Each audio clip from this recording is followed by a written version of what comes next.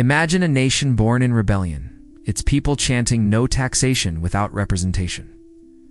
Now, fast forward 250 years, that same nation holds a quarter of the world's wealth, has more gold, oil, dollars, and raw power than any empire in history. But beneath the stars and stripes, there's a web of shadows, secret deals, backroom handshakes, and covert pacts that built America's fortune. This isn't a conspiracy theory. This is history's hidden ledger. How did a small republic, drowning in debt, become the world's richest superpower? The answer isn't in the history books they teach you in school. It's hidden in deals struck far from the public eye in quiet rooms where power was traded like currency. It all begins in the fog of revolution. In 1783, America wins its independence. But victory comes with a hefty price tag, a staggering $75 million debt owed to France, Spain, and even its own soldiers. The young nation is on the brink of collapse. Enter Robert Morris, the financier of the revolution, and his brilliant protege, Alexander Hamilton. They have a radical idea, a central bank, to stabilize the chaos and manage the nation's finances. But the states, fresh from escaping a king, are terrified of centralized power. They fear a new monarchy, disguised as a bank. Despite the fierce opposition, Hamilton's vision becomes reality in 1791 with the creation of the first Bank of the United States. It's chartered for just 20 years. It's backed by wealthy merchants and foreign investors.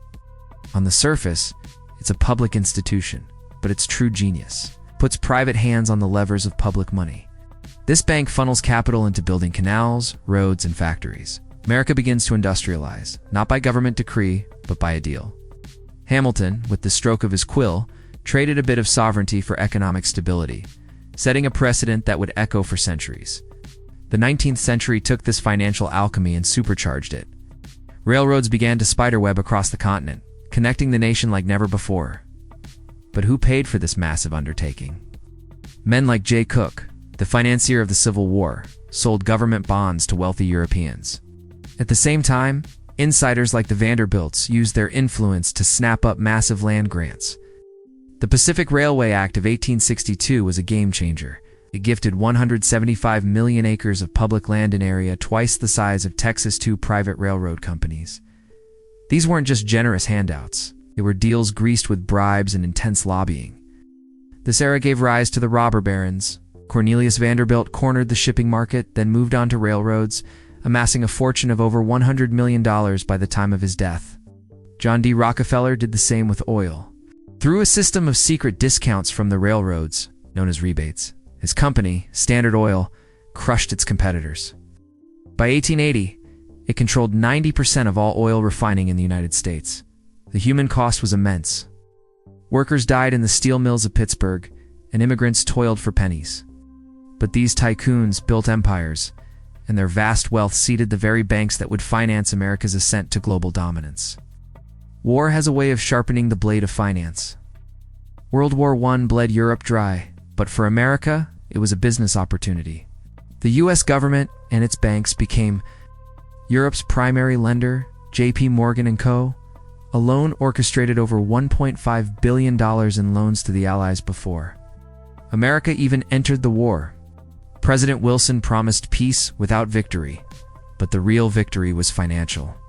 The Treaty of Versailles in 1919 saddled Germany with $33 billion in reparations, a debt so colossal it was designed to be paid back to the Allied nations, who in turn used that money to pay back their loans to Wall Street banks.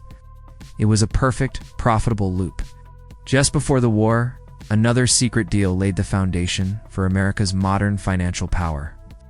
In 1913, a group of 6 of the nation's most powerful bankers, including representatives from J.P. Morgan, met in total secrecy on Jekyll Island, off the coast of Georgia. No minutes of this meeting survive. Their mission? To draft the plans for a new central bank? The result was the Federal Reserve. This new system gave a cabal of private bankers the power to print money, bail out failing banks, and control the nation's economic cycles. Its creation coincided with America's first golden age. The U.S. economy tripled in size between 1913 and the Great Crash of 1929. When the crash came, it was devastating. But But from the ashes of the Great Depression, a phoenix rose, guided by more clever maneuvers. Franklin Roosevelt's New Deal is often remembered for its public works projects, but behind the scenes, a deeper game was being played. At the 1933 London Economic Conference, the U.S. outright rejected any plan to stabilize global currencies. Instead, America decided to hoard gold. The government recalled every ounce from its citizens, buying it at a fixed price of $20.67 per ounce. Then, once the gold was secured in government vaults, they immediately revalued it at $35 an ounce. This single move generated an instant profit of nearly $3 billion for the U.S. Treasury, flooding the banking system with liquidity and setting the stage for recovery. World War II was the final move that cemented America's economic supremacy. While Europe and Asia were reduced to rubble, American factories were humming, churning out weapons, vehicles, and supplies. The Lend-Lease program shipped over $50 billion in aid to the Allies, but the repayments were minimal. The real prize was what came after. By the end of the war, America's homeland was untouched. Its industry was booming, and it held nearly 70% of the entire world's gold reserves. But the true masterstroke happened in 1944, in a quiet hotel in Bretton Woods, New Hampshire. Here, delegates from 44 nations gathered to design a new global financial system. The brilliant British economist John Maynard Keynes argued for a neutral global currency. But the American negotiator, Harry Dexter White, had other plans. He made sure the US dollar was crowned king. The deal was simple. Every other currency in the world would be pegged to the US dollar, and the dollar itself would be pegged to gold at $35 an ounce. To enforce this new world order, the International Monetary Fund and the World Bank were created. And who held the largest shares and effective veto power?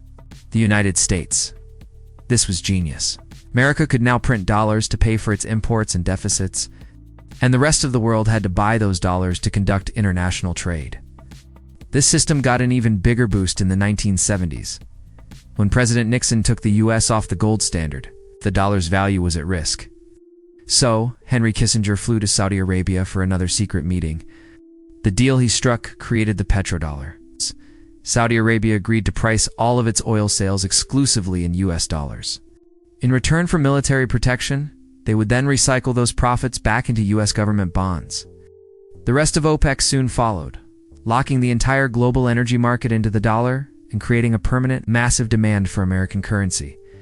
These financial mechanisms were supported by force. Covert operations in Iran, Guatemala, and Chile secured vital resources like oil, fruit, and copper for American corporations. The military-industrial complex boomed, defense budgets soaring into the hundreds of billions, funding global corporations and a network of military bases that encircled the globe. More recently, after the 2008 financial crisis, the Federal Reserve pumped over $9 trillion into the economy through quantitative easing. This flood of new money was largely captured by the elites through rising stock and real estate prices, widening the gap between the rich and the poor. Today we see cracks forming in this American-led system. China is pushing its own currency, and nations like Russia and Brazil are buying gold and seeking alternatives. The U.S. national debt has skyrocketed past $36 trillion, yet the dollar remains dominant, used in the vast majority of global trades. America's power to impose sanctions, as it did with Russia, still shows the dollar's might. The immense wealth of the United States wasn't an accident of history or some manifest destiny. It was built piece by piece through a series of strategic, often secret deals. From Hamilton's Bank and the secrecy of Jekyll Island, to the supremacy established at Bretton Woods and the handshake that created the Petrodollar. These pacts built the world's envy, but they also cast long shadows. Power, it seems, isn't always seized on the battlefield. Sometimes it's negotiated, one secret at a time. Thanks for watching.